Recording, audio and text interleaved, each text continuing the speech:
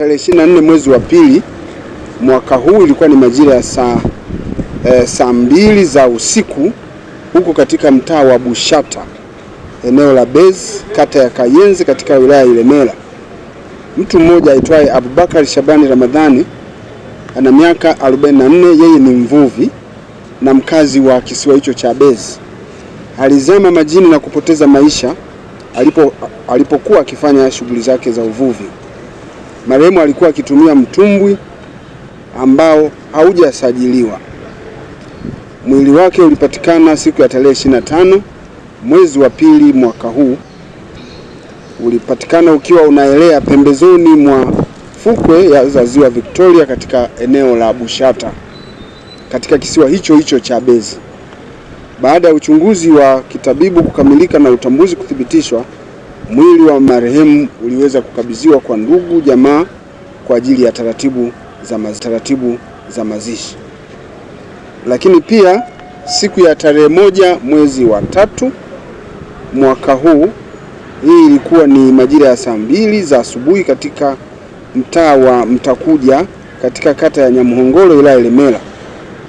Pia ulipatikana mwili wa mwanamume ambaye anakadiriwa kuwa na umri kati ya miaka 40 mpaka 50 hivi.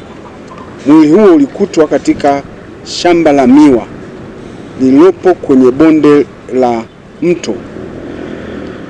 Uchunguzi ambao umefanywa na jeshi la polisi umeonyesha kuwa marehemu alisombwa na maji kutoka eneo jingine na hadi alipokutwa katika eneo hilo, kwa sababu hapo kuna mto ambao unapita na mto huu umekuwa ukiongezeka kwa sababu ya hizi mvua zinazoendelea kunyesha, hivyo kumfanya mtu huyo ashindwe kuhimili nguvu za maji. Alikuwa akipita kwa kasi kubwa.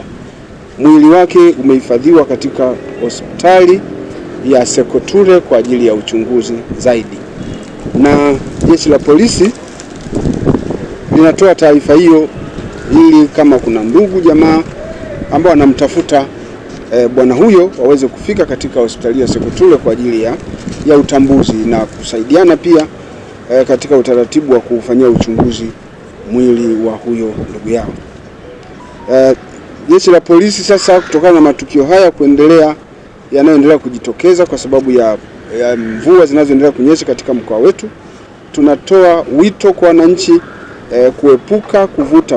kuepuka na uvukaji wa mito, uvukaji wa mifereji na kupita kwenye mabonde yenye maji mengi yanayotiririka bila kuchukua tahadhari katika kipindi hiki ambacho mvua zinanyesha kila siku. Lakini pia tunawatahadharisha wawapo katika ziwa kwa shughuli za uvuvi au shughuli za usafiri, wanapoona hali ya hewa ambayo hairidhishi, basi wachukue tahadhari, ikiwa ni pamoja na kuahirisha safari hizo zisizokuwa na ulazima, kwa sababu hali ya mvua inaendelea kunyesha katika maeneo yetu ni kubwa. Hivyo ni vema wakajiepusha na kupanda vyombo vya majini ambavyo havina uhakika wa